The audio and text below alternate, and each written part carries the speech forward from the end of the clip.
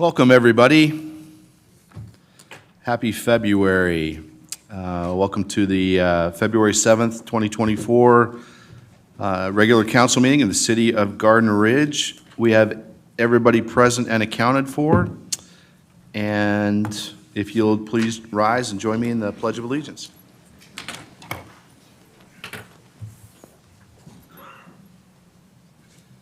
I pledge allegiance to the flag of the United States of America and to the republic for which it stands, one nation, under God, indivisible, with liberty and justice for all.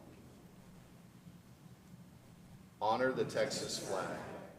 I pledge allegiance to thee, Texas, one state, under God, one and indivisible.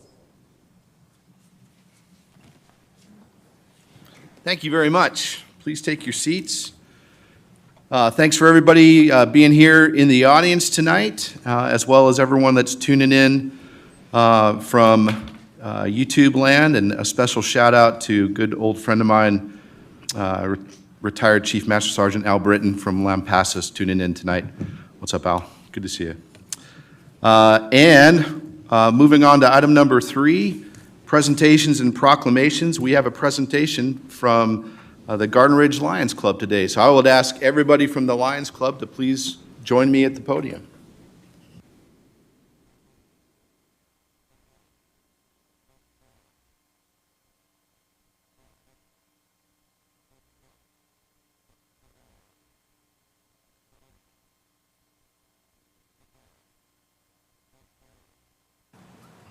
And Amanda, the floor is yours. If you want, let's all go in, let's be in front of and maybe around the podium. Okay.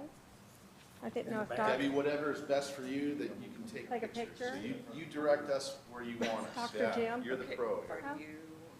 Let's get Come on, one with Dr. the Jim. Lions Club Okay. just standing Oh, to okay. begin Okay. with. Well, Debbie's in. And then the mayor will join in there. Whatever you guys want. Hold it. All right, and go ahead, yeah, let's go ahead and hold that up. Let you take one in. And come on up, Okay. guys, a little bit more. There you go. Okay, good. Ready? 1, 2, 3. Perfect. All right. Now with the name. Okay. Well, before I jump in there, let's talk Talk about, about Amanda, it? if you want the floor. Sure. Talk about what this is all about. Compliance out at Paul Davis Park. And the beginning of the trail, we worked hand in hand with the Parks Committee, and we've done designs and different things like that, and worked with Stephen, and came up with some different thought processes and things. And so we wrote a grant, and we have a $15,000 presentation that we would like to give to the city to start off with the bridge, fixing the bridge, and starting off with the trail, and bringing some more compliance that meets ADA standards. Thank you. Uh-huh. Picture.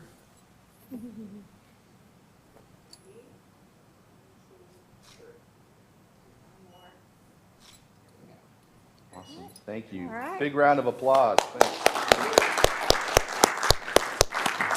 Well, to all of you, we couldn't get it done in the city of Garden Ridge without all of your help. I've worked with every single one of you here since I've been fortunate enough to be in the seat as mayor. It's good to know you as fellow residents and citizens of Garden Ridge and part of the Lions Club, but also as friends. So what all of you do for the city of Garden Ridge and for all of us, you make it a better place to live. Obviously, Garden Ridge naturally home. So thanks for what you guys do, and we have an amazing relationship with all of you. So Steve Gallitz has the real check. It's the real check. let's get a picture of this, huh? Hey. All right, thank you so much. All right, thank you. Thanks for what you guys do. Nancy.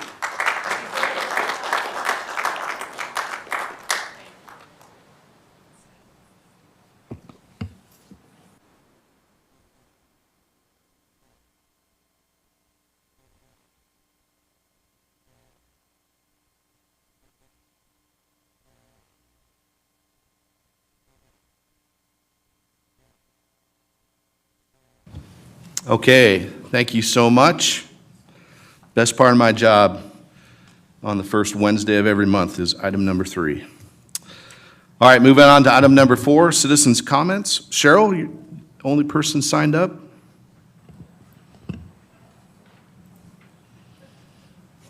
Thank you, Mr. Mayor. It's great to see you. Thank you. I am Cheryl Byther. I live at 9925 Trophy Oaks Drive. I'm here representing the Garden Ridge Women's Club, and I wanted to make sure everybody's aware of our big fundraiser for the year. We're having a Valentine's dinner, dance, fundraiser, silent auction on Valentine's Day next Wednesday, the 14th of February, here in the community center. We will have dinner, entertainment, dancing. We have lots of great donations for our silent auction, and I want to offer tickets to anybody who would like to join us. We have a CIA, Culinary Institute of America trained chef who's preparing our dinner, and he let us sample it, and it's delicious. We'll have dessert. We have lots and lots of things, as I said, for the silent auction.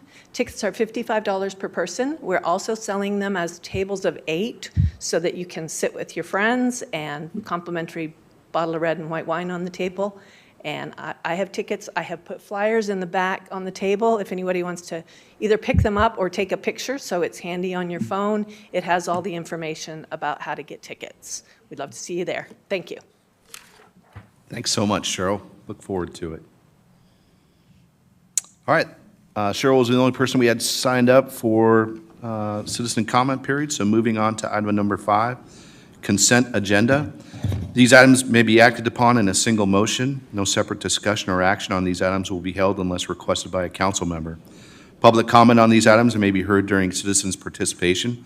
However, that does not mean the item will be considered outside the consent agenda. Council, does anybody have any items they'd like to pull from this month's consent agenda? No. All right, if nobody has anything to pull, can I get a motion to approve? Make a motion to approve the consent agenda as presented. We have a motion to approve the consent agenda. Can I get a second? Second. We have a motion to approve and a second. Any further discussion? Call it to a vote. All in favor? Aye. Any opposed? The consent agenda passes unanimously. Thanks, council. On to item number 6, staff reports. 6A, city manager monthly activity report. Nancy, the floor is yours, ma'am. Thank you, Mayor and Council. Tonight, we want to recognize employees for tenure with the city. And we have one employee, Officer Wang. He's been here with the city for 2 years. Thank you, Officer Wang. How many tickets? For the month of January, we had 165 volunteer hours. 5 of those were bill stuffing. 101 hours were from the library, and the Parks Committee had 59 hours. And then I have a number of things that I wanted to report to council. March 1st is First Friday, Paul Davis Park. And while you're there at First Friday, you'll get to see the new Paul Davis Park sign. Hopefully, everything will be completed by then. They've got some lighting to put in and a couple of columns at the entrance of the park. And I sent council an email about the columns. Got to mark these off. We are working with Suzanne Kuntz Realty for them to sponsor another Shred Day in May. And as we get that date confirmed, then we will put the information out. Right now, the date is tentatively the 11th of May, although that is not a confirmed date. Okay. I guess everybody's kind of driven down 2252 and they've seen how TxDOT right-of-way is starting to get cleared. Well, our city sign at Batcave in 2252 is sitting in TxDOT right-of-way. And if they continue moving as quickly as they are, we may have to remove our sign pretty soon. I would say probably in the next couple of weeks, we will no longer have a sign at that location until we can determine where the sign could be placed, if we're able to salvage it enough,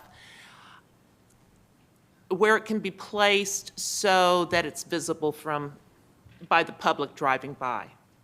So don't be surprised if you see our sign gone. We were lucky enough that they agreed to let us keep it there until they started clearing the right-of-way. Then I wanted to report that we have a conditional offer out to an assistant city secretary from another city to fill our assistant city secretary communication specialist. Be met by our March meeting, we may have an assistant city secretary in place. The last thing I wanted to report to council about, the position that Tina held, which was the assistant HR finance position, we have reorganized that position, and we have an individual that we want to place in that position, and they have agreed to it.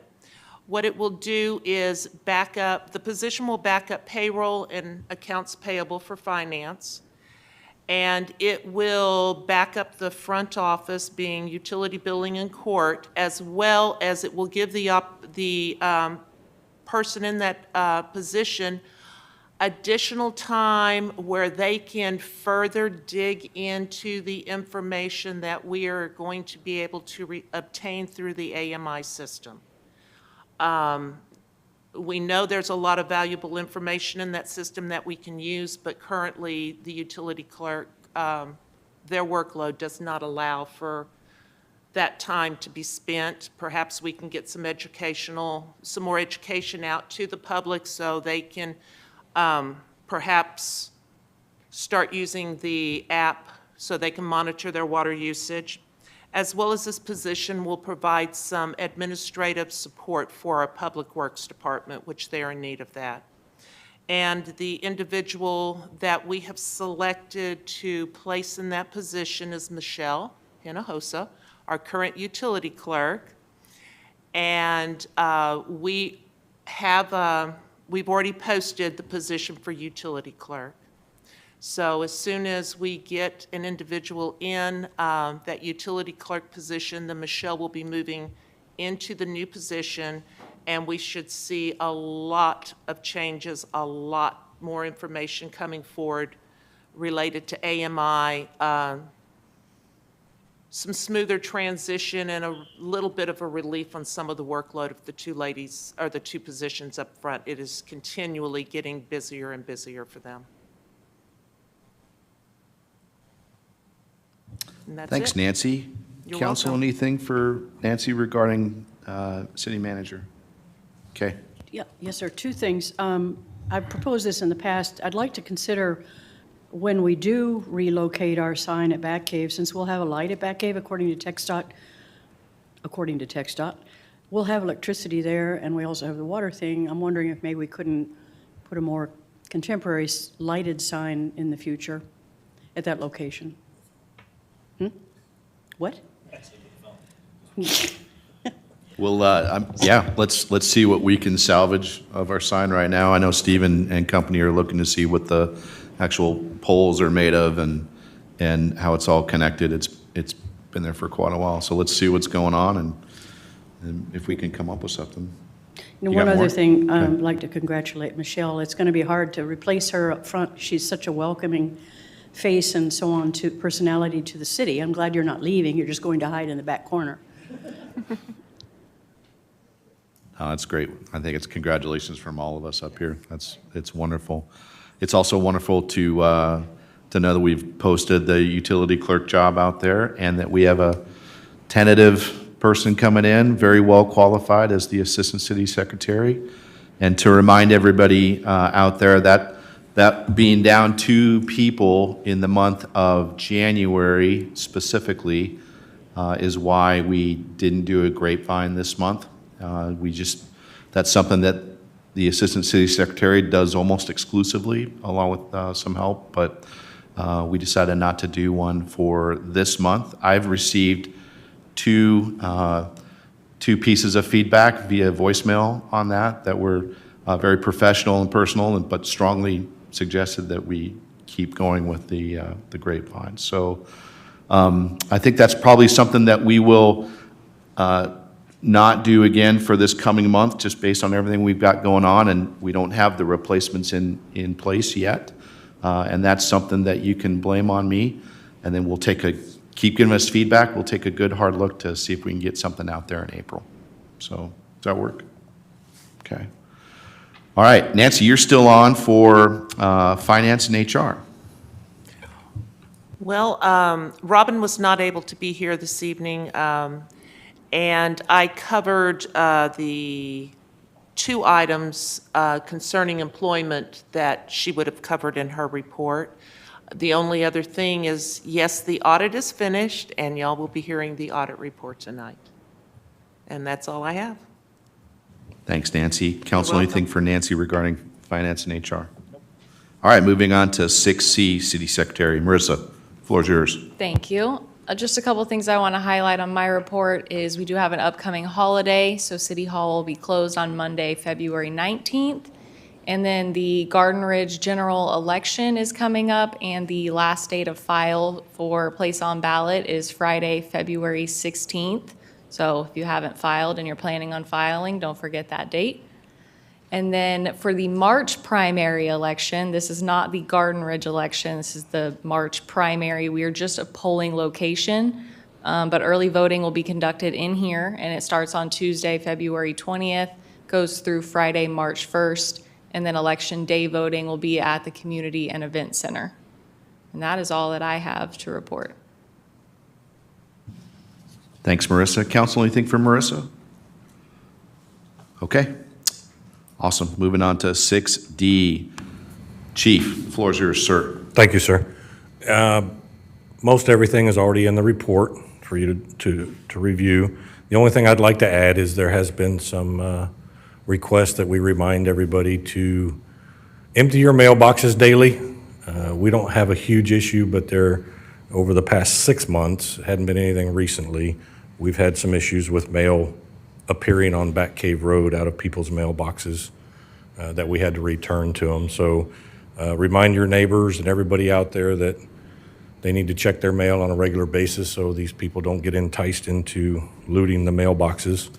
And since I'm doing a PSA, let's put it out there again to remove your valuables and lock your cars. Even though it's Garden Ridge, they still come out here occasionally. We haven't had anything recently, but lock your cars and remove your valuables so it helps us not having to take those reports. That's all I've got, sir. Thanks, Chief. Council, anything for our chief? Okay, awesome, thanks. 6E, Public Works. Stephen, the floor is yours. Good evening, Mayor and Council. For public transformer for the new sign at the park, installed a new chiller plant, a high-efficiency, ultra-high-efficiency chiller plant in the behind City Hall, so maybe we'll start seeing some lower electric bills. Still ongoing repair of the trench in the street over there on Sorrel, just have a little bit left over on there. As a reminder, February 10th, 8 to 5, February 11th, 12 to 4 p.m., February 17th, 8 to 5, and February 18th, 12 to 4 p.m. are the dumpsters back again. Currently have 3 dogs ready for adoption. That's all I have for Public Works portion of the report. Thanks, Stephen. Council, anything for Stephen regarding Public Works? Everybody ready for a couple dogs?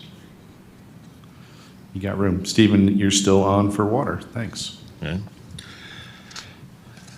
January, we pumped 10.81 acre feet out of the Edwards. We have, in January 31st, 623.68 acre feet available. Edwards has dropped back down to stage 2 with all the recent rains that we've had. All samples, required samples for the month passed with 2 special samples. Water loss was 11.3% with our yearly average of 6.1%. National average is about 16%. Tomorrow, the contractor is going to do a tie-in in front of the bank on 2252, so water will be turned off for a little while on that street. Only one business will be affected by that.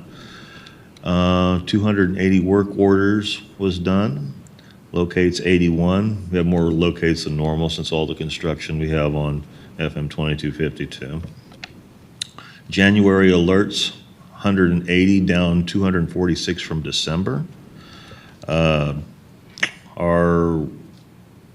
employee Jack Girardi passed his groundwater B test.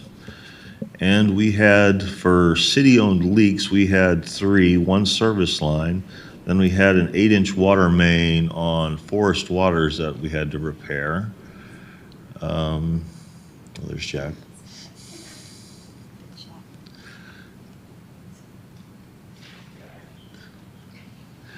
And then we had an emergency repair on 2252 of our 12-inch water main. CPS Energy hit it when they were drilling for a pole. On that one, we estimate about 260,000 gallons lost.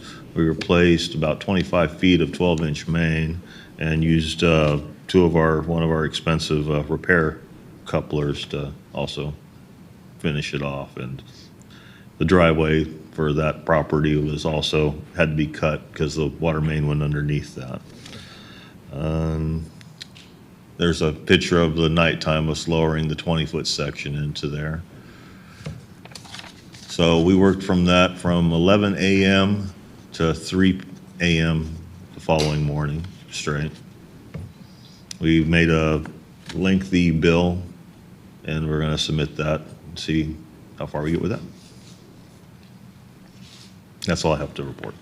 Thanks, Stephen. Council, a couple of amplifying things from Stephen's report to throw some praise, Public Works and Utilities direction. First of all, great on Jack for his B certification. It's huge for our department. It's great for him. It's great for the city of Garden Ridge, and it's not something to be taken lightly. And Stephen, thank you for taking a picture and putting it up here, because Nancy and I really wanted Jack to get recognized for this, because it's a huge deal. So thanks for that. Public Works and Utilities, just like all of our departments in the city, are very, very busy. We all know the individuals that are part of Public Works, and it's not a lot of people. And look at all the things that they do on a daily basis. So here is a water main break on FM 2252 and 3009, that intersection, that CPS Energy comes in and everything was marked properly with, hey, don't drill right here because there's a water main, and they drilled right into it. So, and you heard Stephen, we lost 200,000 gallons, right, of 260,000. 260,000 gallons of water.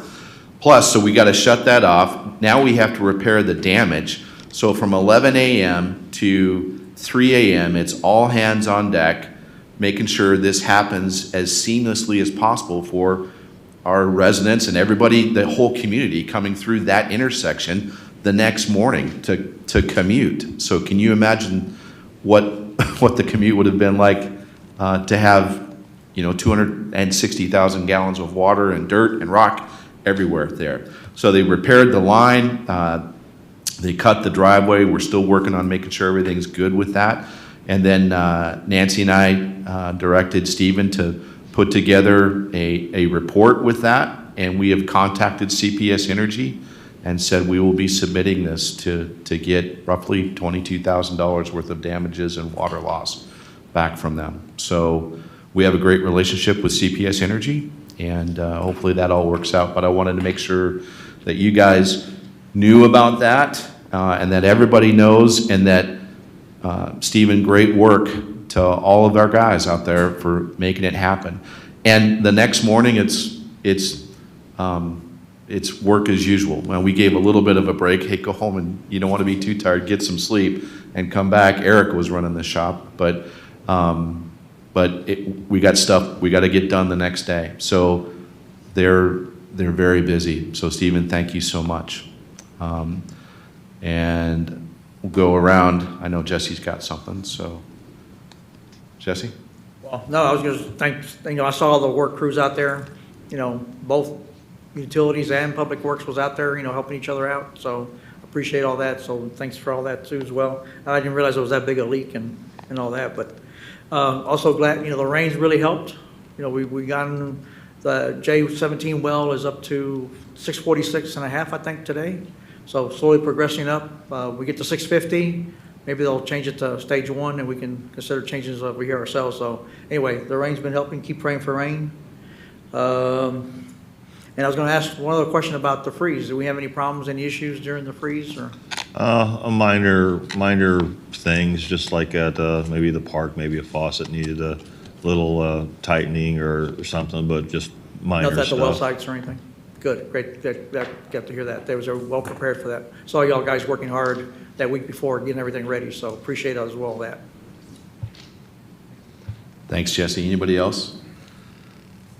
One other thing with water, I've had a few phone calls in the last couple weeks regarding, hey, Rob, when are we going to come out of stage 2 water restrictions? And Council, you remember at the height of our stage 2 and stage 4 for SAWS, Jesse and I would get an email along with Nancy every single day, and Jim Mueller, our Water Commission Chair, every single day from Stephen and or Dwayne talking about, hey, here's where we are today, here's what we used, here's how everything's looking. We backed that off to once a week once our water usage went down last fall in late October and early November.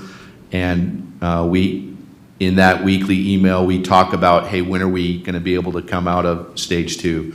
And so I think it's the consensus with everybody on that email, especially Jesse and I, that, hey, let's stay the course, not change anything right now, so that we don't have to, so if we change too early, we don't have to go back if the rain shuts off. So let's keep praying for rain.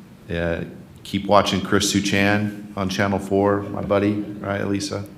And see what happens. And hopefully we can make one change to go back to no restrictions at all if we get enough rain. So, Jesse, anything to add on that? I guess the only thing, I want to add just, you get the report, but behind that report, there's a lot of work. I was going to mention this later on, but I'll go ahead and mention it now, that, we started out with 653 acre feet, which is 325,000 gallons is an acre foot, just to give you an idea. And every day we're losing on stage 3, when the pool is there, we're losing 0.62 acre feet per day. So that's what things that's challenging for Stephen and Dwayne to manage. They have to watch not only what we're being used, but also what we're losing. So that makes it more challenging for them. And Stephen put a great spreadsheet together to do that, and that's working well. I made some changes to automate some of the processes, but thanks to all that, that's been working real well. So. That's a great point. Thanks, Jesse. Okay, thanks, Stephen. On to 6F, library. Miss Linda. Is it still on? Always a pleasure. The floor is yours, ma'am. Thank you. Good evening. Well, I really don't have much to add to my report. We've been sort of quiet this month. January is one of those months where you just kind of get ready for the whole year. We are doing a lot of prep work. Tomorrow, though, would like to emphasize at noon, we have a great opportunity to hear Karen Cozine speak on intermittent fasting. It's a way to heal the body. I know fasting sounds rather ugly, no, unwelcome, but there are some benefits of it. There are varying degrees of fasting can heal the body, improve hormones, cellular repair, heart health, cognitive benefits, reduced inflammation, and metabolic improvements. So there could be some really good information. It's at 12 noon. Okay, I can't resist the last. Forgive me. Did you know that Gandhi never wore shoes? And due to his much fasting, he had very bad breath. He was a super fragile, calloused mystic, hexed by halitosis. I'll say good night, Gracie. Do you have any questions? Thank you, Miss Linda. Council, anything for our wonderful librarian and wordsmith? Nope, I can't top that. Hard act to follow. Thanks, Linda. On to item number 7, city engineer project status reports. Mr. Sam? Lots going on in Garden Ridge. Good evening. Floor's yours, sir. Thank you. I don't have much to add to the report, just kind of touch on some points for 2252. As Stephen mentioned, they will be out tomorrow doing a tie-in in front of the bank at Batcave. They've already extended the casing, which I'll talk about once we show my report, progress report, but they extended the casing across 2252 as well as in that same area. But yeah, that's pretty much all I wanted to mention for the report, and you have the presentation. Thank you. Next slide. Next one, please. So this is the installation of the pipe they had put in. They had to adjust it. There's going to be the road coming in, and I believe there's some drainage going in this area, so they had to put in some 45s to get the existing water line out of the way. So this is the picture of that. Next slide, please. So they already installed the main in these 2 photos and just the backfill that they're putting on the base material for the trench. Next one. And this is the casing that was wrong. They had to repair or extend the casing at Batcave and across 2252. So this is just an example of what they do. So they wrap the pipe with a fire retardant material, so you won't damage the existing pipe, and then they'll go in and start welding in place. So this was a split case, so it comes in 2 pieces. They put the bottom part on, weld it to the existing case, and then they put the top on and weld it. So that's how that process goes. But yeah, they've completed the casing extensions, and so we're good at the Batcaves intersection. So they'll move on further past that. There's another adjustment that needs to take place, which they're already prepping for that as well. So that tie-in may be coming pretty soon, probably next week or 2. Next slide, please. The schedule. So the schedule has everything being completed by the end of February. Based on how everything is going with the weather and then just them continuing with the rock in the area, I believe that's going to go probably into March. There's just not enough time for them to get everything done by the end of February. They still have to remove the old pipe, install the new pipe 3009 intersection, which is going to be very hectic because of CPS and Centerpoint Gas and all the other utilities. So that's going to be a fun one. But yeah, I think the schedule is probably going to slip probably to like the end of March. But we'll keep pushing to February, but I don't think we're going to hit that deadline. I agree. That's pretty easy math. Thank God for engineers, right? So, council, anything for Sam? Yeah, just one question. How many more tie-ins after the one tomorrow they'll need to finish? So we have the one tomorrow, then we have another adjustment, that's 2, and then we have to tie in at 3009. So there's about 3 more. Thanks for watching it so closely for us, and Stephen, thanks to you and you guys always being out there and keeping an eye on everything. So, council, anything else for Sam? Always good to see you, sir. Thanks. Seeing you. And I want to apologize to Stephen. I woke him up after that main break the next day. Wake up. Thanks. All right, moving on to Planning Commission. The commission did not meet in January, so there's no report at this time. 8B, Water Commission. 8B1, request for water loss adjustment for 20950 Klein Circle for the billing period of July 21st, 2023 through August 23rd, 2023. Chairman Jim Mueller, it's always a pleasure to see you, and the floor is yours, sir. Thank you, Mayor, and good evening, council members. As we talked about there, that first one for 20950 Meadow Rue. That was a request for $1,244.20. It's a good bit there. And if you look through your packet, you'll notice that there is a little bit of trouble finding that leak, and then it was a difficult repair. They had to get a second plumber to come out to get that. So it took a little bit of time to get that done. But the commission looked at that and went through that, and ultimately the recommendation to City Council was to approve that that leak adjustment for that $1,200. Any questions? And that one's not in our packet, right? That's because it went straight to our city manager, because she could approve that, I right? skipped that one, sir, actually. Okay, I went to the first one that was in your packet. okay. You said Meadow Rue, and we're dealing with Klein Circle. Klein right? Circle. I wrote it down wrong. Okay, My bad. no worries, no worries. Okay, good. All right, anything else with that? So that was for Klein Circle, right? Yes, sir, it was. Okay. I just said it wrong. No worries. Just making sure. Okay, council, any questions about their recommendation, a unanimous recommendation from the Water Commission to approve this leak adjustment? I don't have any Jesse? questions for Jim, but I do have questions for Stephen. I'd like Stephen to cover, what he found and his calculations and things like that. I talked to him earlier, so.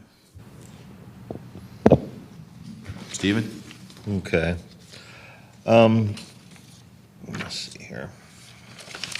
Go back over here. So the leak actually started on July 19th and ended on the 26th. It went on for quite a while. They did get a machine notification from what our stuff shows. We did a little bit deeper digging on that. We went to call our Jim Brown, our guy that handles our AMI system, and he said they're set at default, which means they're not going to get notified until like 24 hours after the leak started. So it's on the bare minimum of what they would get notified on. So they have to go in there and get their own personalized settings if they want to get notified sooner. On this, I did not calculate. When I did the calculations, I added the calculations with their sprinkler system, so it's going to be a little bit less than 91,000. But yeah, let's see here. And what they stated was it took a little bit of time because they had some issues trying to get the leak done because of rock, and they didn't like their first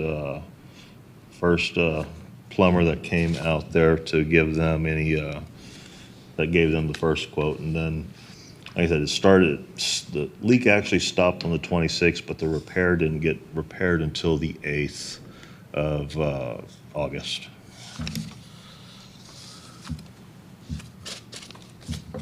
Did that? Yeah, well, thank you for that, suffice? Stephen, for that information. I do have more questions, but for the customer, if the customer's here. So if anybody has more questions I'll let the council, if anybody has questions for Stephen or Jim right now. Then I'm not. Council, any questions for Stephen or Jim? Jesse, keep going. Is the customer here today? Customer's not here?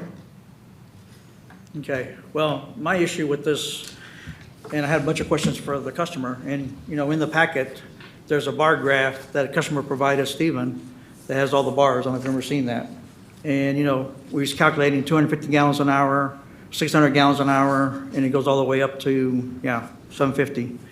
And so when they found my question was when they actually found the leak, and the big question is, why did not close the water off? They could have reduced the leak considerably if they had shut the water off and opened it only up when you need it. Other customers have done that, where the customers have filled up jugs, filled up their tub to flush and whatever, who needs so.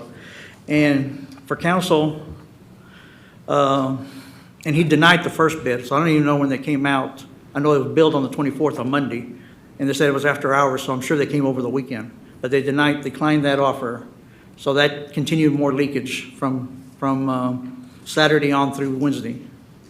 And ordinance 54, section 1607-.c, paragraph 6 and 7 state, 6 says, Water loss adjustment will only be considered qualified if it's greater than 40,000 gallons, which this is. The water loss is repaired or corrected, it was. Here's the third one. The water is shut off if reasonable possible after detection, and then he shut it off. Number 7 says, no water loss adjustment will be made if, 1, reasonable indication of leak existed, customer was notified, which, Stephen recorded that we did have AMI notification on that Friday, and customer did not shut off water in time, in a timely manner. So I don't feel this leak adjustment qualifies per ordinance 54. Oops. So, I was hoping the customer was here to be able to question them, but Okay, that's my position. So, thank you. Do you have a counter proposal, or? Yes, I do. Okay. You want to hear it keep now, or you going. want? No, let's hear it now. Okay, so I make a motion to deny the water loss adjustment based on ordinance 54 in those 2 paragraphs I read.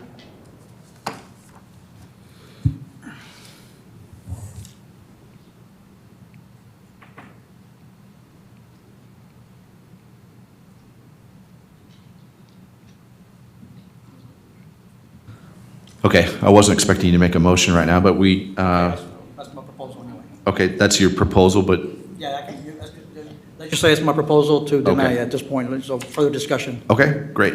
so. Good, so let's open it up to discussion then. Council, anything to add either from the Water Commission's report and their recommendation to approve this leak adjustment, or with what Jesse is commenting on with ordinance 54? Kelly? I'm torn, because I think the average Joe or Jill, they don't read all the ordinances, they don't know every page of the ordinance and every sub-page and but I don't know, I'm torn on this because I feel they probably didn't, understand exactly what they probably should have done, but I wish they were here we could ask them. Okay. Lisa? Todd? Well, I'm kind of like Kelly on this one. What we don't know is why he didn't shut the water off. Did he have guests? Did he have something that was going on? It would be very tough to shut your whole water flow off to your house for multiple days if you had a house full of people, for example. That's the unknown, so that's where I'm kind of sitting on the fence with it. Now, that said, what we're adjusting out is the penalty part of it. He's still paying for the water that went through his meter at the base rate, and that's kind of what we came up with when we adjusted the ordinance was, look, if it goes through your meter, you're paying for it. The question is the leak your fault? I would be pretty merciless if somebody left their toilet on and went on vacation for 2 weeks. That's not an act of God, that's their problem. This is a combination thereof. Yeah, so that's my thought process. I'm still kind of hashing this one through in my head going, I really wish they were here to talk about it for a minute. Yeah, okay. Okay, thank you, Todd. Kay? I agree. I mean, stuff like this always happens on a Friday, which does complicate it. But to not have shut it off for, if I understand correctly, approximately 5 days seems excessive.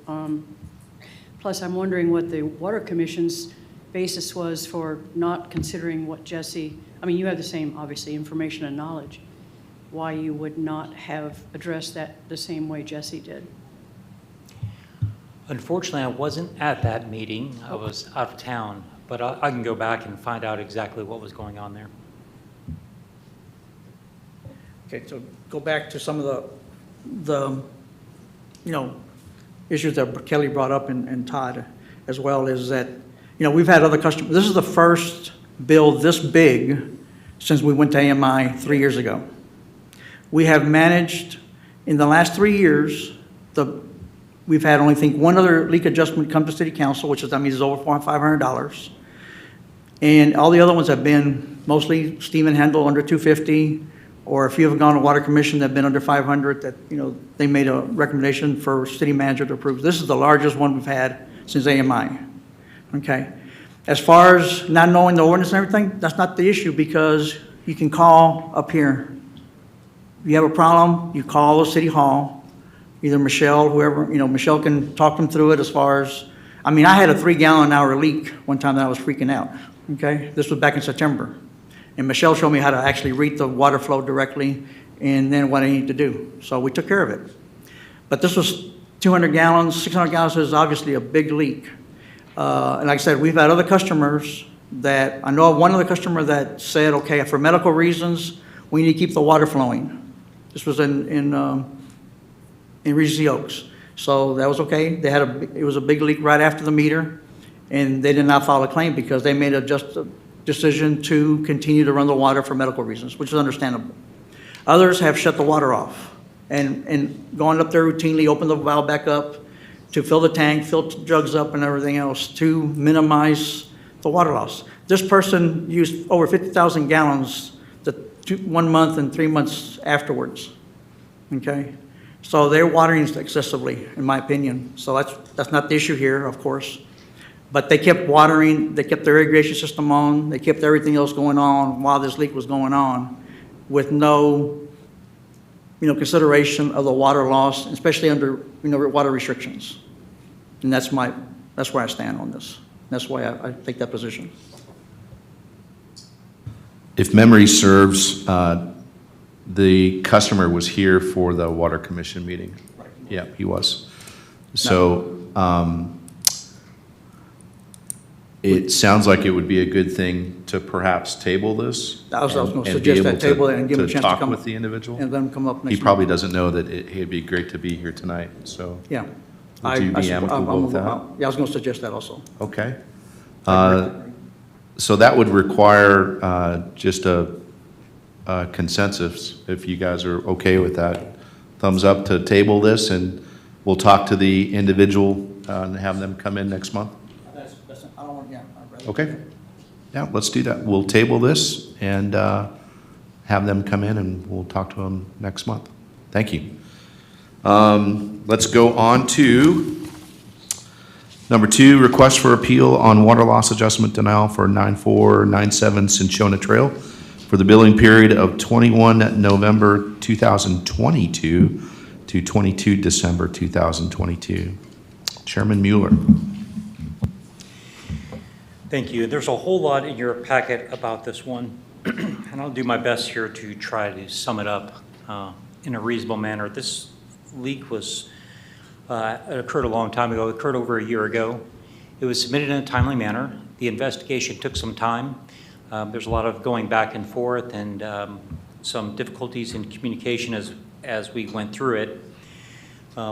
Ultimately, when there's an appeal to the denial, looking at the appeal, there wasn't a whole lot of new information in here. And one of the reasons that we denied it before was that it was hard to prove. There was no data on what the leak actually was, and there certainly was nothing in there about any leak that was repaired. And as Councilmember Valdez already pointed out, having the leak repaired is one of the requirements there to go ahead and issue a leak adjustment. So as we're looking at this in the appeal and no new information on either of those two factors there, we ultimately like to pass along a recommendation to the council to deny the appeal. Thanks, Jim. Council, some amplifying data on this. The Water Commission was trying very diligently to get to a yes as best they could with this. And then I spoke up as the mayor during the meeting and said, hey, we rely on our commissions to do the hard work that they do and then make hard decisions and bring those recommendations to us. The reason I was saying that they were trying diligently to get to a yes is because if you look at the year on this one, it's 2022.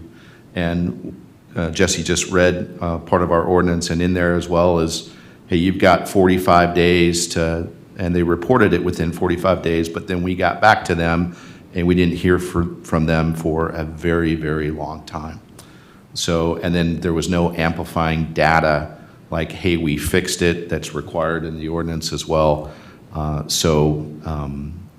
They the commission then voted unanimously to deny this appeal of a denial, which is where we're at right now.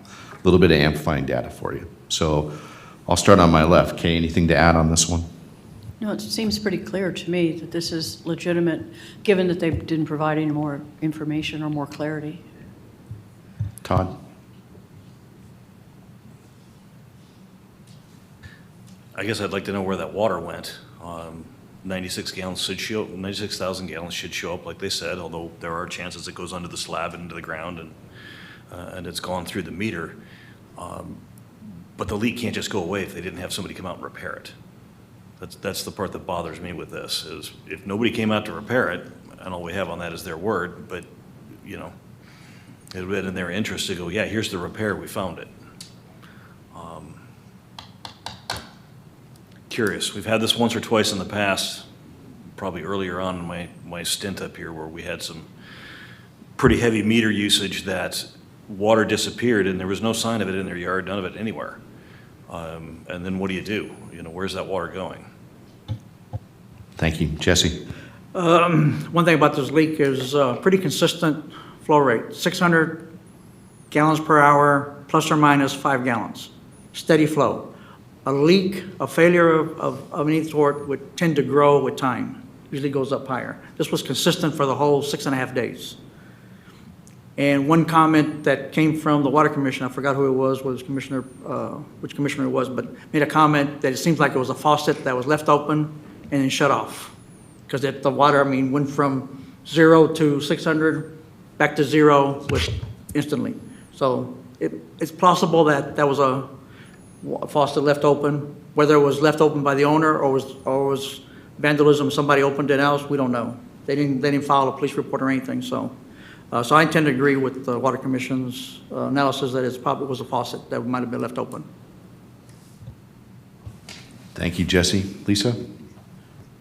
I think I also agree with the Water Commission's recommendation. It sounds like they had a chance to bring forward new information and didn't take advantage of that. So we're just sort of relitigating the same thing.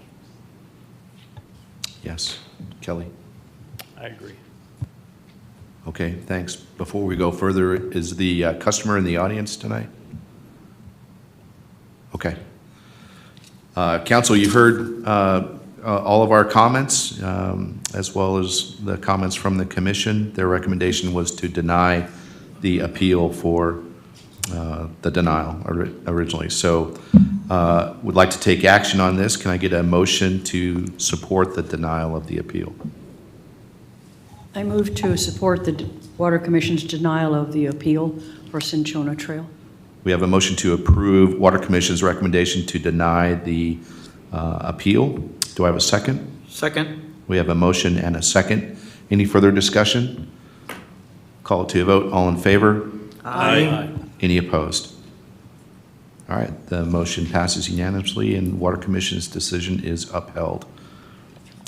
Jim, any further updates? Let's see here. Oh, yes, we voted on chair and vice chair for the upcoming year. I'll continue as the chair of the Water Commission, and we do have a new vice chair. It's going to be Mr. Bill Pohl. Just for your information. And our next meeting, we will not have a meeting in February with the voting going on. We'll have our next meeting on the 19th of March. That's it, unless y'all have any questions for me. Thanks for standing up and wanting to do it one more time. And then a special shout out to Kevin. Is he still out there? He went home, no. He went home, yeah. So I said, come by and let's talk about some of this stuff. he was here earlier, Yeah. but Kevin Harshbarger has been on the Water Commission for 10? Long time. 8 years. He's been the chair and he's been the vice chair now, hanging on for a while. And we just want to say thanks for everything he's done. So hate to lose him when he's all done. I'll make sure he knows all that. Thanks for hanging on, though. Appreciate it. Thank you. Awesome. Okay, moving on to item number 9, approvals and authorizations. The following items are for discussion, consideration, and action. 9A, our fiscal year 2023 audit report, the period ending on 30 September 2023. Debbie, please come forward. Please introduce yourselves. And thanks for being here tonight. Hi, I'm Debbie Frazier, and we performed the audit. We're with our firm Armstrong Vaughn and Associates. Forgot where we came from. And I'm going to let Carl, I'll brief you tonight, and I'm just going to sit back and watch. Okay. Hi, Mayor, Council. Good evening. Again, before we start, I just wanted to commend Nancy and Robin on the great job that they did in providing everything that we needed to get the audit done, documentation timely, and questions answered. Just wanted to get that out of the way because at the end of the audit, I might forget. But we have a brief PowerPoint for y'all tonight. I'll also kind of signpost the page numbers in case you have the audit report with you. And this is for the annual financial audit as of 9/30/2023. This is the summary of what is in the annual financial report. We won't be going through all of it, but we'll be hitting some of the highlights. And page numbers can be found in the table of contents. But starting out, the very first page in the report is the independent audit report. This is probably the more important section of the audit if you were looking as an outside source and looking to see how the city did. The purpose is to form an independent opinion on whether the financial statements are presented in accordance with generally accepted accounting principles. And in that very first paragraph of that page is our audit opinion. We gave what is called an unmodified opinion, and that's the best audit opinion you can receive on an audit, which means that the audit financials are presented fairly in all material respects with GAAP. The next section of the audit report is the management discussion analysis. This is kind of brief financial highlights, summaries and tables of the financial statements themselves in the report, as well as information provided by management on the different happenings of the city for the year. Going over some of those financial highlights, starting with the government-wide financial statements. This would be page 6 and 7 if you were looking at the audit report. But some of the highlights, the assets of the city exceeded the liabilities by $9.6 million. And the net position increased by about $576,000. And when I looked into this a little bit more, I saw that a large increase was actually from investment earnings. Y'all's earnings on y'all's investments this year generated about $205,000, and then I put on as a comparison 2022 just $24,000. So a lot of y'all's increase, besides just having more revenues than expenses, I noted quite a large increase in investments. For the business type activities, the water fund assets exceeded liabilities by $9 million. And unrestricted net position increased by about $764,000. Notably, again, water revenues exceeding water expenses, but again, the investment earnings were quite a bit higher this year for that as well. And then this would be on page, I believe, 13. This is just a summary of the statement of net position. You can see there we display the governmental activities, the business type, and the totals. And you can see how your net position, or you can think of it like your equity or residual, is broken down. We take out from that unrestricted the net investment in capital assets. You can think that we would take out fixed assets and debt from that unrestricted number. And then it shows what is restricted, and what you guys have restricted would be for debt service or other legally restricted items, and then ending at unrestricted. So for governmental activities, you had about $4.5 million in unrestricted governmental activities, and for business type, it was $1.4 million. Moving on to the fund statements, this would be page 16 and 17 of the report, or 19 and 20 if you're looking at the revenues and expenses. But we noted that the general fund balance at the end of 2023 was $5 million, and the combined fund balance for all the funds was $5.2.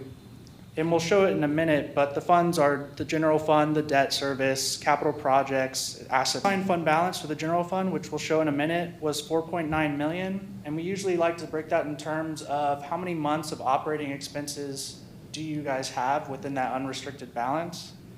And what we found was that you had 19 months in which the GFOA, which sets kind of best practices for these types of things, recommends usually about 6 months.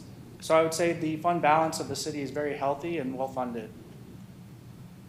But the fund balance for the general fund increased about 560,000, and this increase was, after analyzing, was the result of lower than expected expenses.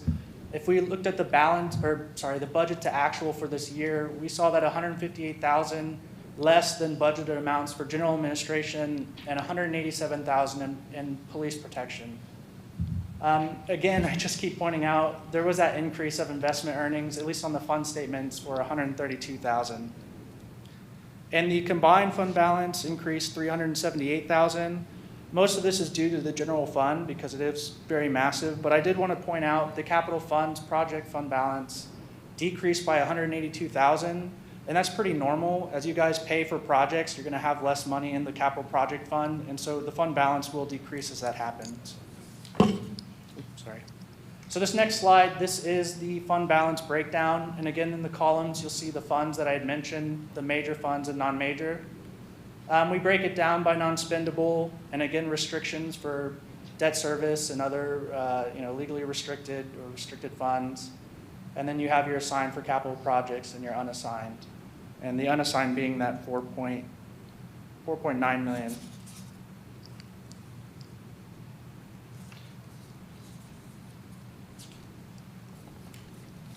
Okay, so here we put a table about the business type activities. We show there that the revenues comparative to 2023 and 2022, you had about 2.6 million in revenues in the water fund, and comparison to 2022, 2.3. And expenditures, 1.8 million 2023 and 7 million for 2022. When I started kind of analyzing that, I saw that the expenses obviously have increased since last year. The revenues have also increased. They're increasing about proportionally, maybe a little less on the revenues, but I noticed that there's an 8% increase in expenses and a 12% on the surface level increase in revenues for the utility fund. But when I really digged into what made that up, only about 4% of that was actually water sales. The rest would be like interest income again, or transfers in from other funds paying for utility expenses. But realistically, it's very proportional, the expenses rising and the revenues, which is something that we kind of look out for in the health of a city. We wanted to touch on TMRS for just a second, y'all's pension plan. There we can see on the first line the balance at December 31st, 2021. They use a calendar year. They're not like y'all with the September year end. But we can see on the very last column, the net pension liability. You guys had a pension liability of only $13,000 at the end of last year, which was great. And that very last line on this slide, you can see that the pension liability shot up rather, to $610,000. And I'll kind of explain that in a second. There's another line, though, that I like to always point out. It's kind of towards the middle or 4 lines up from the bottom. The net investment income for the year. That's actually a loss of $293,691. All of this sounds like bad news, but on page 58 of y'all's report, it gives a nice summary of the year by year over, I think, a 10-year period. And you can actually see when you look at these couple of lines that there are dramatic kind of ups and downs every year.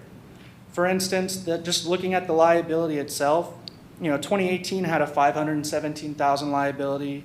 2020 went down to 277. Prior year, last year, 13,000, back up to 610. It really does peak and valley. And also with the investment income, you'd see the exact same thing. And so what it really comes down to is what percent are you guys funded? And if you looked at that, which is also displayed, you're 86% funded. And so even though you see these rise and falls in investment income, the plan is very well funded. GFOA only says you need 70%, you're at 86%. And it's been like that consistently throughout the years. So you'll see a really bad year for investments this year. I'm pretty positive next year's investment income is going to shoot exactly the other way. Don't quote me on it, but again, your plan is very well funded. And the TMRS OPEBs, your other post-employment benefits, this would be page 60 in the report. Again, it doesn't directly say the investment income here, but that's inside, I believe, with the changes in assumptions. But again, your plan is funded above the GFOA, and it's been kind of rising and falling over the past years. So pretty much the same points that I've been making with TMRS, the pension plan. And so finally, in the back of y'all's audit reports would be a separate document. It's the letter, it's the governance letter. It's addressed to y'all, the council and mayor. It's our way of communicating required communications that we have to do, as well as any kind of suggestions or comments that we may have for management.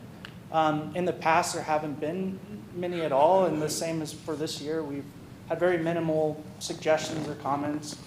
All of our adjustments have been fairly routine and normal. We didn't have anything significant that we thought we needed to approach y'all with. And so it was a very clean audit, and we got issued the unmodified opinion. Do y'all have any questions for me? That's the, last slide. If you have questions outside of this, you can always call Debbie I'm just kidding. I have the same number. You just have to ask for one of us. But if you guys have any questions right now, please let me know, and I'll do my best to address them. Council, any questions for Carl? No? Great report. We had the executive outbrief earlier in January with myself and Lisa and Nancy, and Robin was there, obviously. So Carl, great job. Debbie, always great job. Thanks so much. Did Carl pass? I know you're checking him out. Make sure he's doing okay. Okay.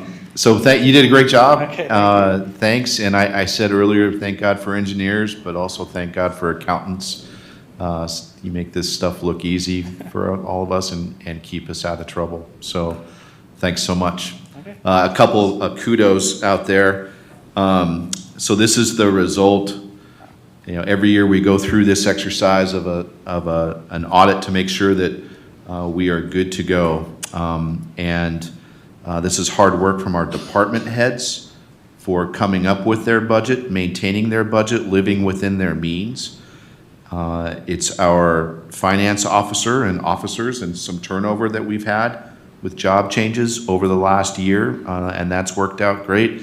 And it's our city manager making sure everything is running as it should, and that we're being fiscally responsible in what we do and living within our means and in our budget. It's also all of you, council, up here working hard, because we will hit budget season here in 4 months, and we'll be going through that through September. So thanks for all your work.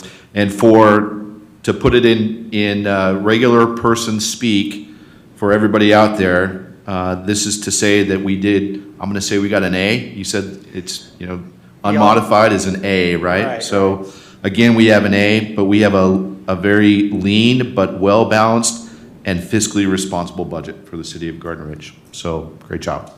Thanks, Carl. And I do want to point out, because we did talk about this in that meeting, and I think one of the things that I was saying when we were discussing this was, it amazed me that with all the kind of inconsistency with the department as far as people coming in and not necessarily staying for long enough, for Robin to come in with such a short amount of time and be able to turn things around and have such a clean audit was really impressive. So for having such a consistent, financial year is really something. So. Good stuff. Thank you so much. Thank you. All right. We need to approve that. So with all of that said, council, any further discussion or anything else to add? Can I get a motion to approve our fiscal year 2023 audit report? Move to approve fiscal year 2023 audit report. We have a motion to approve. Do I have a second? Second. That's Kay. Totally beat you. She was right there. I have a motion to approve and a second. Any further discussion? Call to a vote. All in favor? Aye. Aye. Any opposed? Motion passes unanimously. See you guys next year. Cheers. Okay, great, awesome. On to item number 9B, resolution number 515-02-2024. A resolution of the City Council of the City of Garden Ridge, Texas, finding that the statement of intent of CenterPoint Energy Resources Corporation, DBA CenterPoint Energy Entex, and CenterPoint Energy to change rates filing within the city should be denied. Finding that the city's reasonable rate case expenses shall be reimbursed by the company. Finding that the meeting at which this resolution is passed is open to the public as required by law, requiring notice of this resolution to the company and legal counsel. Now that I've said all that, Nancy, floor is yours. Okay. Back in October, we were presented with a rate increase with CenterPoint Energy. We joined a coalition of cities that they're all CenterPoint, they're all served by CenterPoint Energy. And this coalition of cities is represented by Lloyd Gosselink's attorneys at law. We signed a resolution back in that postpone the rate increase for 90 days to give the legal team time to review the rate increase proposal. They have reviewed it and they have found that it is that the rates are excessive, and they are asking that the city sign the resolution that is in your packet to deny their statement of intent, and that will stop the rate increase until they have a hearing which is scheduled April 10th through 12th to see what the results of the Railroad Commission's actions will be towards this rate increase. I recommend this keeps our rate where it is right now, and that's beneficial for our residents until this rate case can be heard, and see where it comes out from there. Thank you, Nancy. Council, going from my left to right now. Any questions for Nancy or discussion items about this? Okay. No, Kelly might have some. Todd? I'm 100% for this. I believe we discussed it a while back when we had that little February storm where everything froze over and all those things, and I believe I made some fairly strongly worded statements about them coming back after rate increases to pay for their own mistakes. Sorry, guys, that's a crock, and I'll edit the rest of what I was going to say about it. Eloquently put, as always, Todd. Thanks. Jesse? No comments. I support Nancy's recommendation. Okay. Lisa? Kelly? I can't match what Todd said, but I'm in total agreement with Nancy. All right, as am I. So if there's no further discussion, can I get a motion to approve as written? I move to approve Resolution 515-02-2024 as presented. We have a motion to approve Resolution number 515-02-2024 as written. Can I have a second? Second. Kelly, just under the wire. We have a motion to approve and a second. Any further discussion, council? Call it to a vote. All in favor? Aye. Any opposed? Motion passes unanimously. Thank you. On to item number 10, updates, city council projects 10A. 10A1, aggregate production operations impacting Garden Ridge, APO ops. This is something, council, that is new, and item number 1 on top. I wanted to put this as a new project, and Lisa is running point on this, so you go. And she's doing a great job, by the way. Thank you. We're going to discuss both Guadalupe Ready Mix and Heidelberg.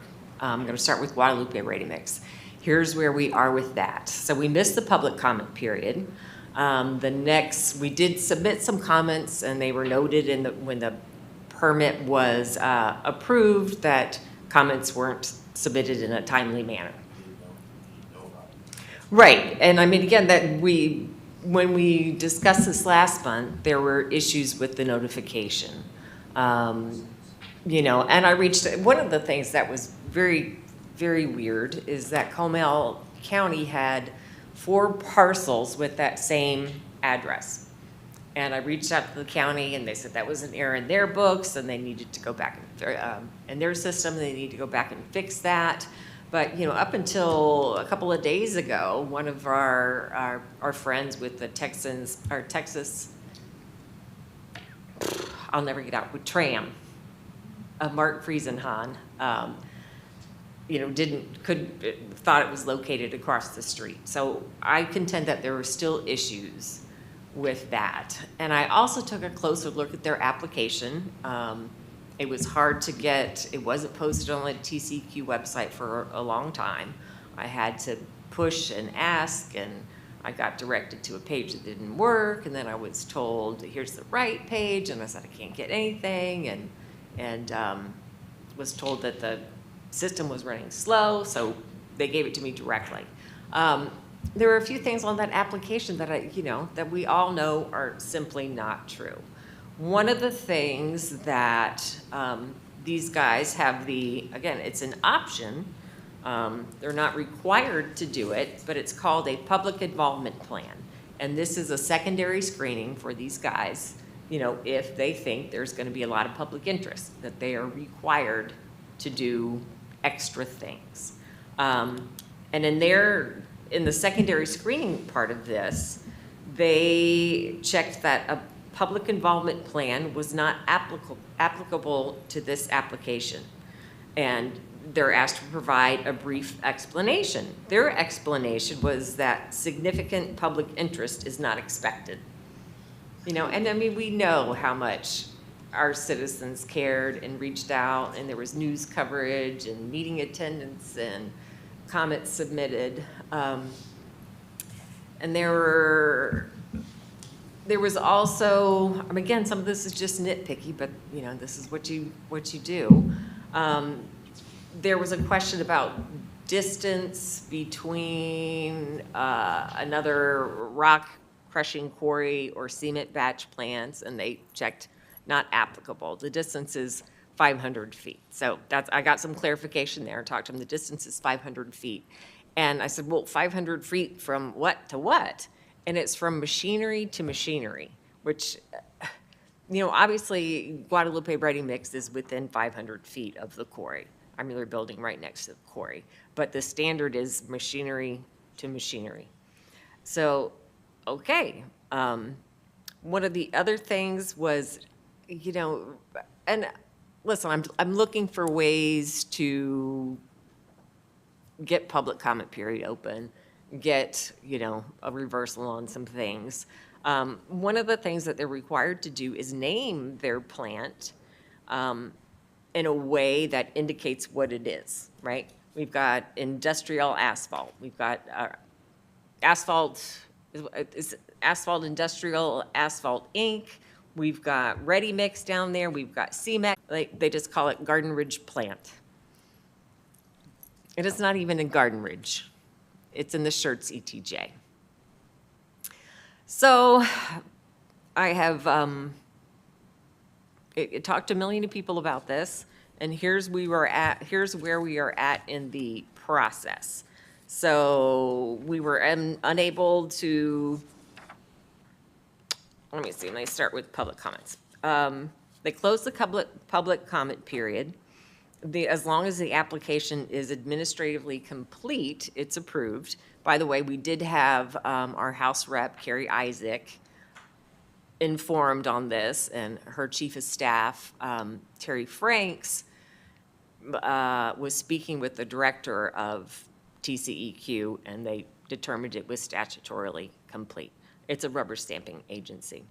So the next step after that would be to request a contested case hearing, which is a legal action. We can't do that because it's based on comments that were made during the public comment period, and our comments were not timely. So we can't pursue that. And I've called their Office of Public Interest as well to get some clarification on that. I called them twice, no answer. The next thing that we can do, and this is the only thing that we can do, is a request for reconsideration. It's after the decision letter has been mailed. Any person can ask the commissioners to reconsider the decision. So there's an online form you could submit comments. You could direct them to the chief clerk. And that is on a 30-day time clock, right? So we only have until the 10th to submit stuff. I'll get stuff, I'll come up with some some things to submit online, summarize all of the things that we've talked about here, and maybe ask some of you to, do so as well. The other option, which is on a 23-day clock, which we've already passed, is a motion to overturn. So we're kind of left with this request for reconsideration. And we can request that, and this is TCEQ. It's probably not going to have a whole lot of teeth. Right. It's not, again, this is a permitting agency. If things are administratively complete, I don't guess it even means correct, they rubber stamp the stuff. So that's what's going on with Guadalupe Ready Mix. I did drive by there today, and they are clearing the land, which made me sad. Next, things got worse since we last met. We learned that Heidelberg Materials, our giant quarry, and I think there's a map you can pull up there. So our giant quarry, we found out that they had submitted what's called a water pollution abatement plan, a WPAP. And it's exactly what it sounds. They have to prove to TCEQ that they're taking measures to protect the water. And in that water pollution, let me add this too, there is no public notification of a water pollution abatement plan. I said, well, how didn't we not see this? Where, was there no notification? Not required. They post it on a particular part of their website, and you have to know to go to look there. I'll talk about this a little bit, but we met with the people doing the Stop Vulcan, and she said, here's what I do. I just look every day. We just look at different areas on their website every day. So anyway, in this water pollution abatement plan, we learned that they had purchased the rest of the Dirks Ranch.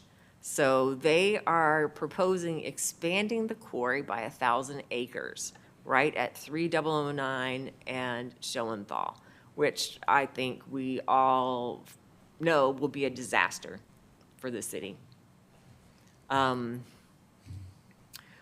Working on that one, they're again getting some clarification on, in the WPAP, they call it a new plan, right?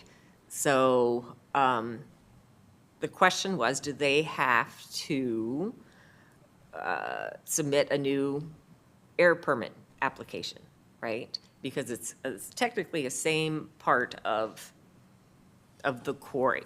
And there's a little, what I came away with is that they do need authorization to amend their permit, and that would trigger that. But believe me, I'm looking for it, every day that I can.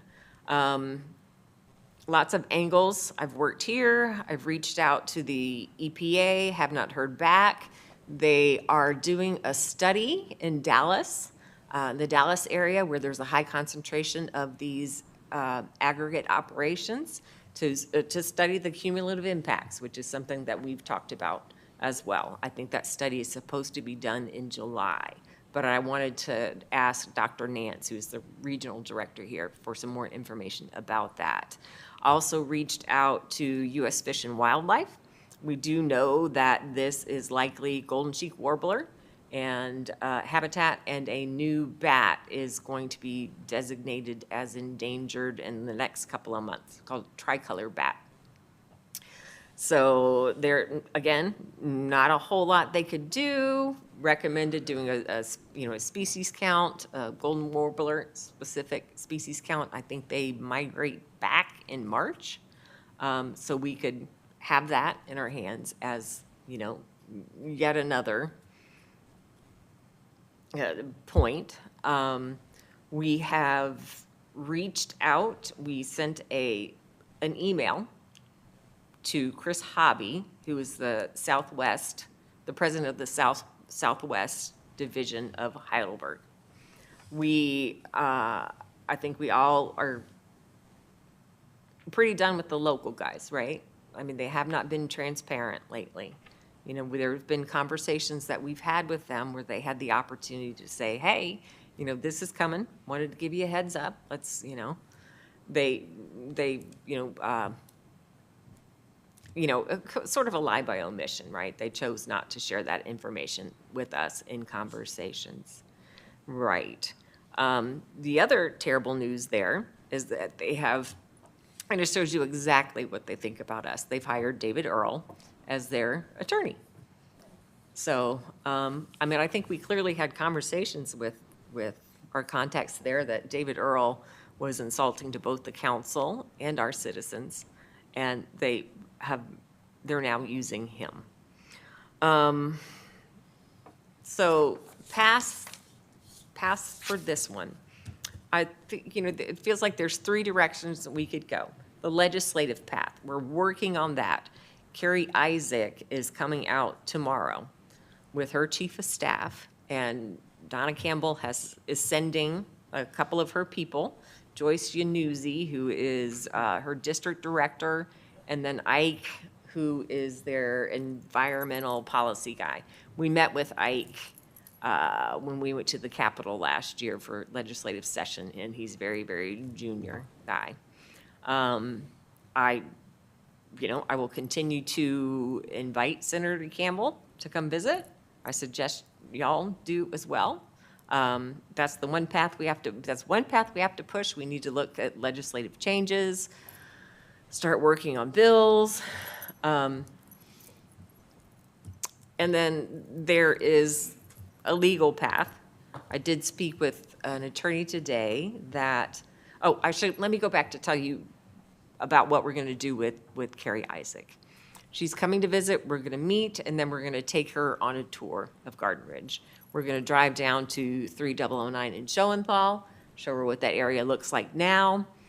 We're going to turn around and go to Wildwind because of the Lion Cave Materials pit right behind them that has rock berms that are 20, 25 feet tall, very close to people's backyards. And then we're going to drive down Quarry Row, show her what that looks like, show her Heidelberg, show her where Guadalupe Ready Mix is going in, and then we're going to meet at the church so the people can see the blacktop and all of the dust that's hitting this beautiful church. So we'll report on how that goes. The other thing that we did was put a group of people together around this particular topic. We had Milan come out from Stop 3009 Vulcan Quarry, and Mark Friesenhahn and Don with Texans for Responsible Aggregate Mining. And then we had a rep come out with the Bat Cave, with the director of the Bracken Bat Cave, but it's with Bat Conservation International. And, we looked at this, I asked lots of questions, they had some suggestions, we're all frustrated that there's not a whole lot, considering these are in ETJs, that we can do at a city level, a county level, state level. We don't have the laws, we don't have the tools to deal with this stuff. One of the things that we talked about is putting together a resolution. Cliff Kaplan, who was also there with the Hill Country Alliance, putting together a resolution for us and surrounding cities that was really heavy on the legislative portion of this, that this needs to happen. He's working on that draft. We also talked about putting together an advisory board, committee, council for Comal County. Apparently, there was one 15 years ago, Nancy, something like that, and it was disbanded. Jill Shackelford is a former quarry owner who does consulting now, and she has done some of this work between cities and the aggregate operators to try to find some middle ground and to make things more palatable. That's an option we're going to look at. I'll reach out to Scott Hogg, see about that. Scott did write a letter to TCEQ, and Scott did write an email to Carrie Isaac and Donna Campbell's staff at my request to encourage them to come out and visit. So there's the legal angle. I haven't even had a chance to talk to to Nancy or Rob about this. I did speak with an attorney. There's some things they can do. We all know what TCQ is about. Most of it has to do with compliance, right? There are, the things that they could, they could take a look at the water pollution abatement plan, make some comments, formally submit that, but the chances are, and I swear I asked the woman directly, I asked the director of that department at TCQ, I said, listen, how much energy should I put into this? I mean, is this gonna be a rubber stamp permit? I mean, what's the deal? She said, well, occasionally, we ask them to withdraw the permit and make some changes, and if they don't do that, then we'll deny the application, and, so, I mean, you've got to figure out how much energy you want to spend in each of these areas. I reached out to the Edwards Aquifer Alliance about this too, and the Edwards Aquifer Authority, so I'm trying to get some words that we can submit. This, again, is on a time clock. It's a 90-day technical review. There's about 30 days left, and the woman knows that I'm going to come with some comments, so I'm feeling okay about that. Another thing that this attorney has done is help with citizen suits, and that is, it's at the federal level. There are things that they're laws that these quarries are supposed to be following, right? And if they don't follow those laws, they can be sued and investigated, but they have a chance to, fix the problem, and, on and on and on. He's had some luck with that, actually, and that may be something to consider. It's kind of early stages with legal advice. I've got another attorney I'd like to reach out to. There's also, I think where we can do the most work is just public activism. I really do. I think, well, that's my personal Facebook page. It's not a city Facebook page, so I didn't want to talk about that. But, we make a stink. Nobody likes this. Nobody wants this in our city, and it's just entirely frustrating not to be able to serve our citizens and protect our city. I've got all kinds of ideas of things that we can do. Thought about and discussed this with the quarry group, a town hall. We invite all of the environmental groups out, and we invite our legislators out, and, we talk. That would have to be handled through somebody that's not us. It probably asks for League of Women Voters to do that, so it's, nonpartisan and little less biased than it would be with us hosting. Thought about a day of action where we gather our citizens to come up to City Hall and have them write letters and take pictures with props and make phone calls, those kinds of things. But I think we have to keep pushing, We've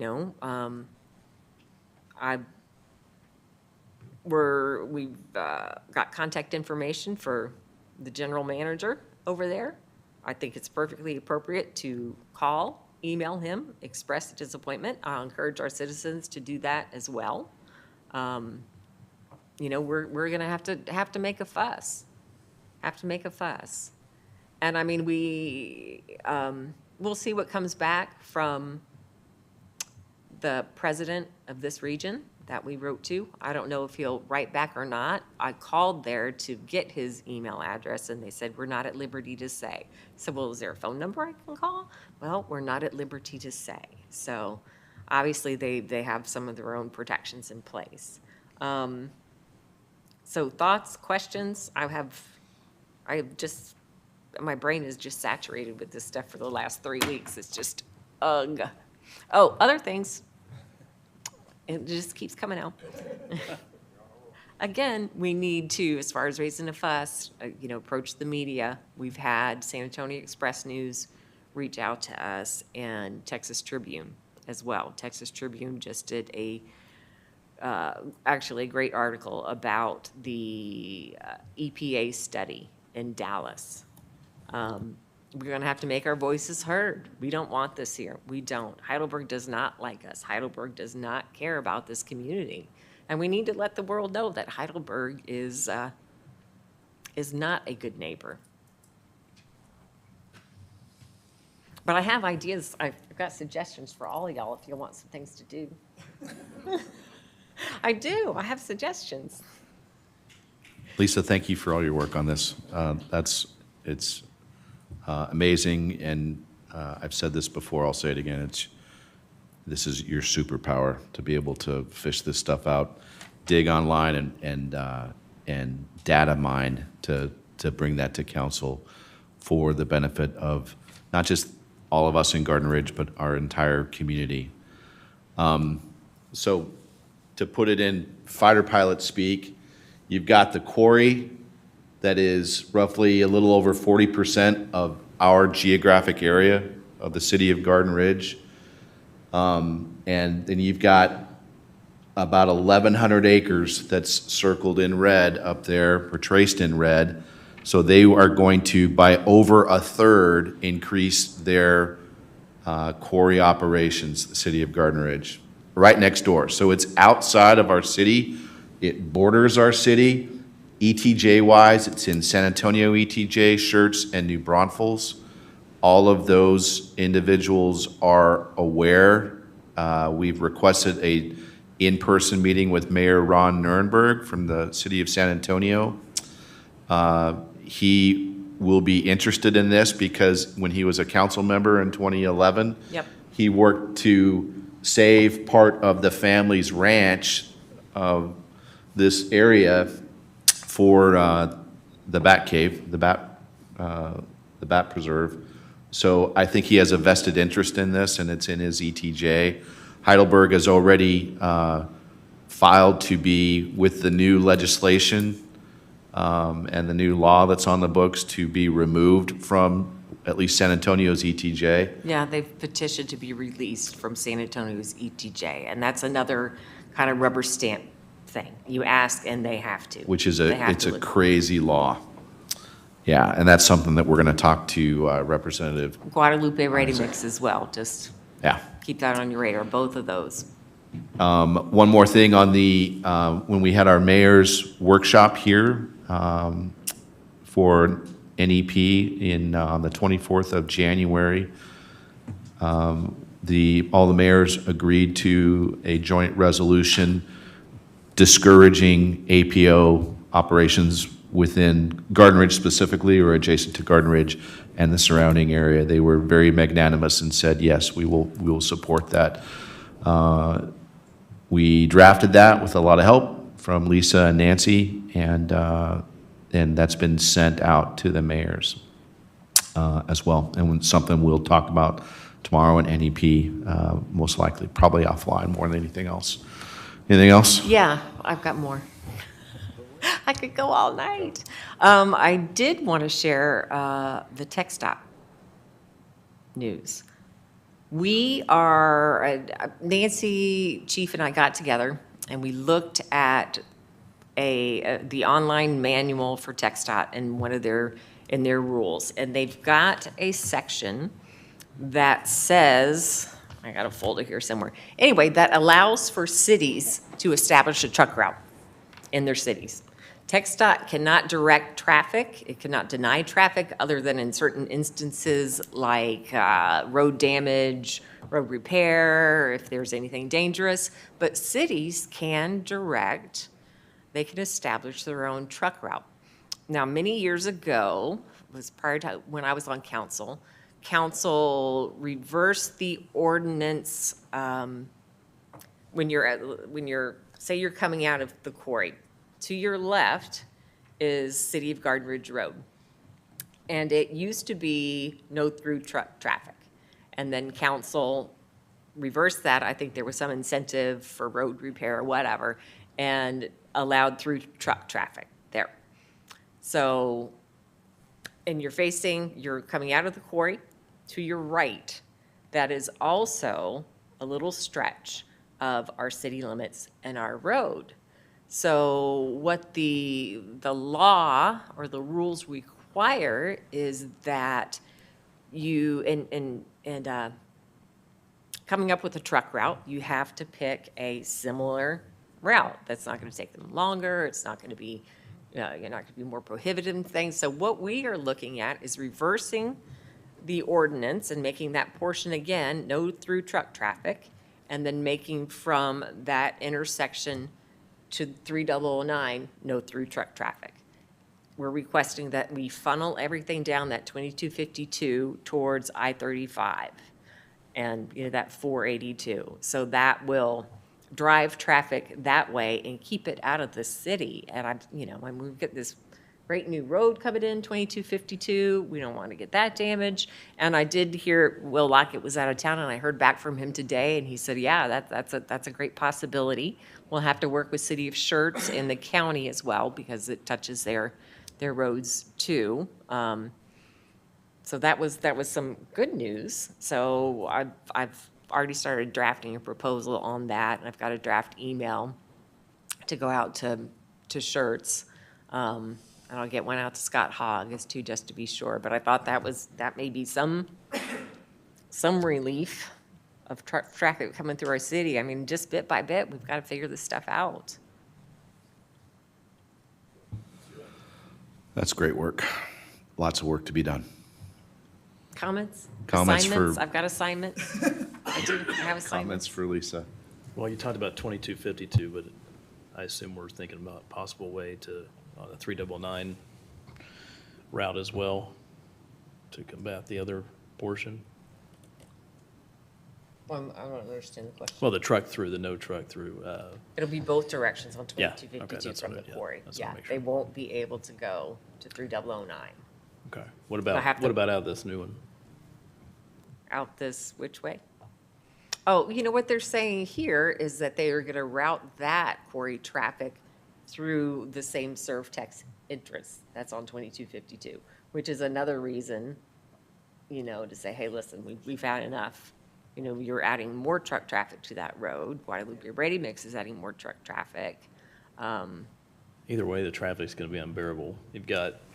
You have all these neighborhoods up here, Rockwell Ranch, they're bringing, the buses coming, bringing kids in from school, because they have to come down that road. Anybody that lives out there has to come down Schoenthal, whether it's to get to the high school, middle schools, elementary schools, tons of traffic coming that way already.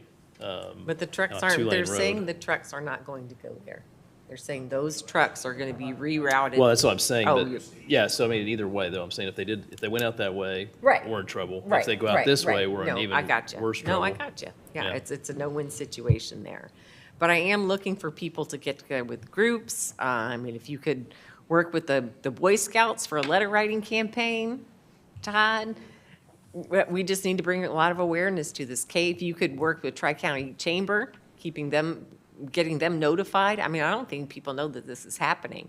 We can reach out to the Lions Club. You have a Comal ISD. million Comal. contacts. I have been talking with Comal ISD with David, and he says he doesn't see any reason they should not, write a resolution in support of us. There's just lots to do, lots and lots to do. I'll reach out to AMPO also. Yes, I actually had lines in the info for you. I Okay. did. And I had military contacts for you, Rob.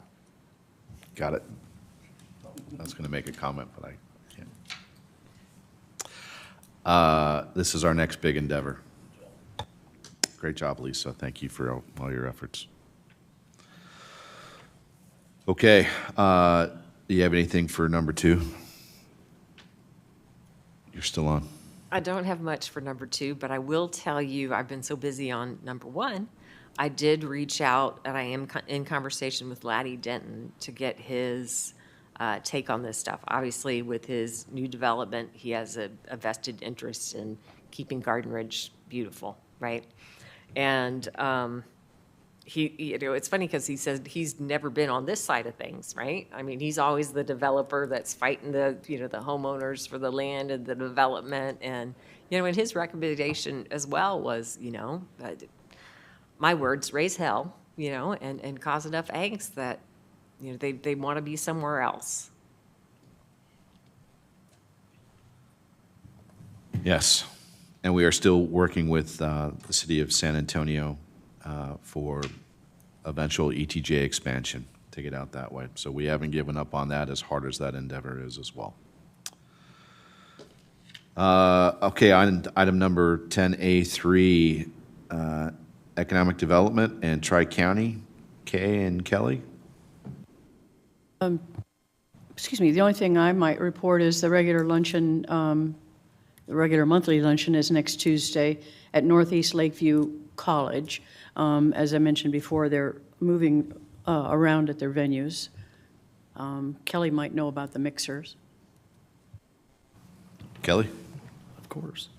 Yeah, the mixer, February 22nd. I'm looking on the website, though. It says to be determined still, so I don't know what's going on with that. But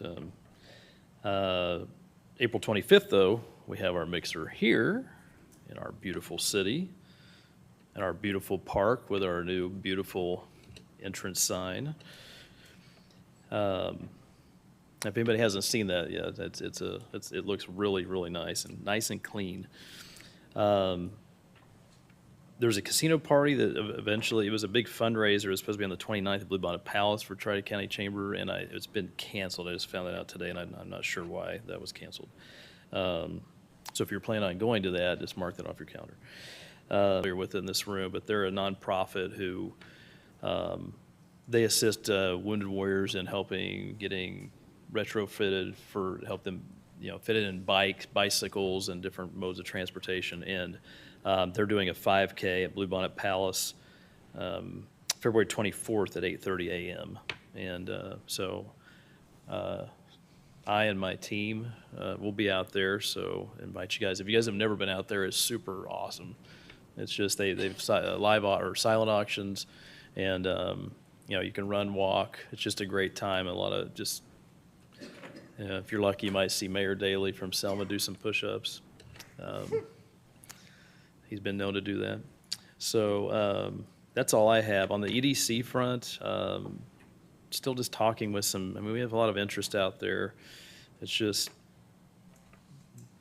I've been throwing ideas around, and what I really want to do is put together for lack of a better word, a cheat sheet, a roadmap to help people understand.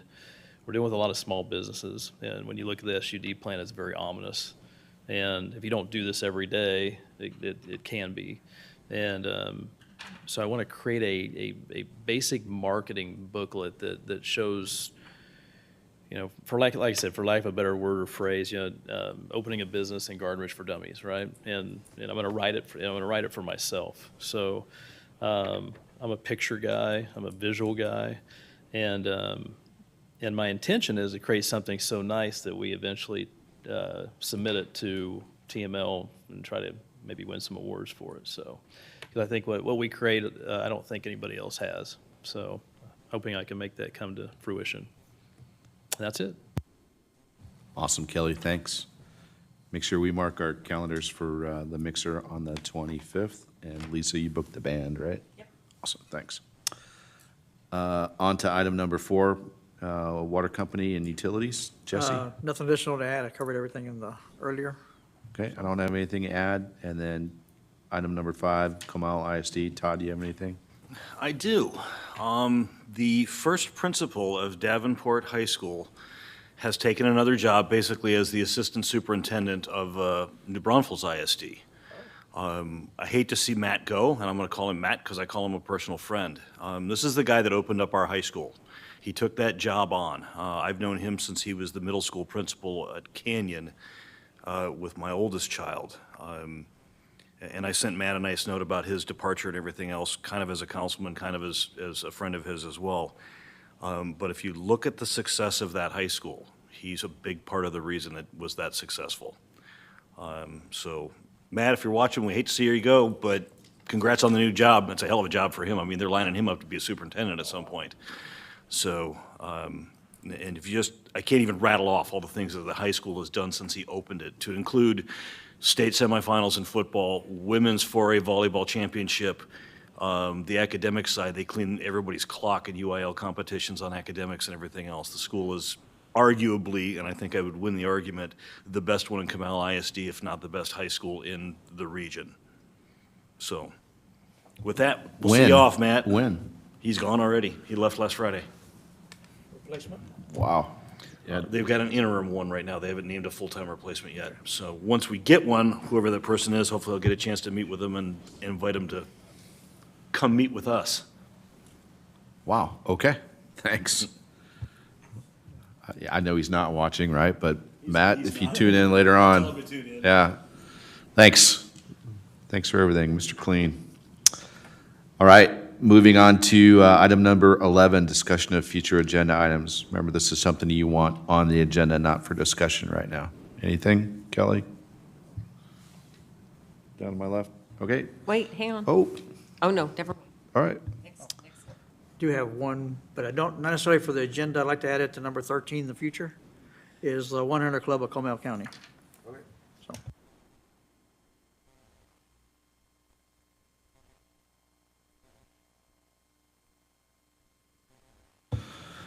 Great, awesome.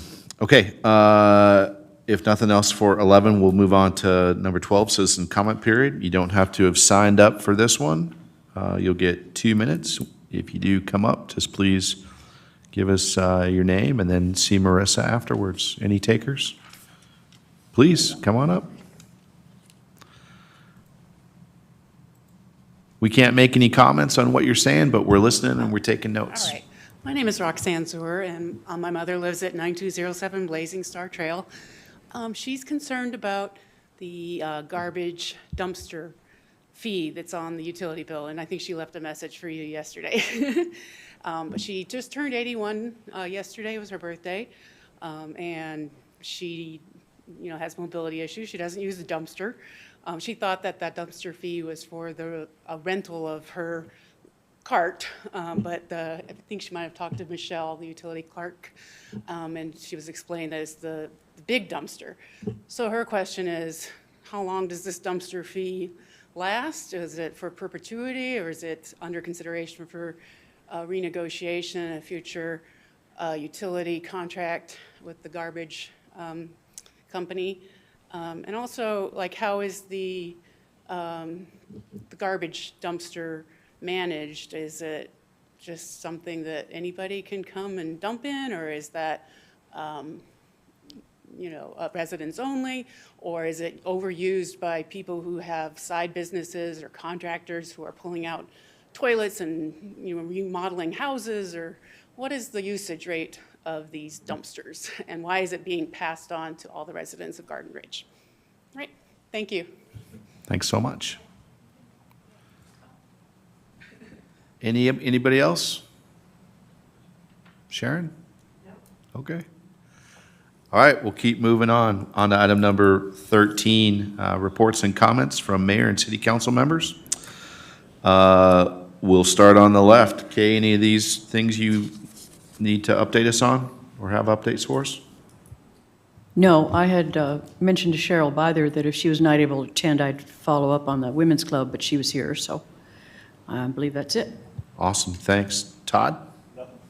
Okay, Jesse? AMPO, the Technical Advisory Committee met in January. The call for projects, all submitted transportation alternative projects were recommended for approval to the Transportation Policy Board. Those projects included, I mentioned these before, City of Schertz, the West Diesel Creek Shared Use Path is from Winterstein Road to Schertz Parkway, and also the City of Selma Cibolo Creek Trail Extension that goes from Evans Road right around where OPH is, under the 35, follow the creek, and comes out at the Stage Stop Park. So that's that, and the Transportation Policy Board approved it at their January meeting also, so they're going forward. The only other is TxDOT. You've seen a lot of activity with surveying on 3009 still.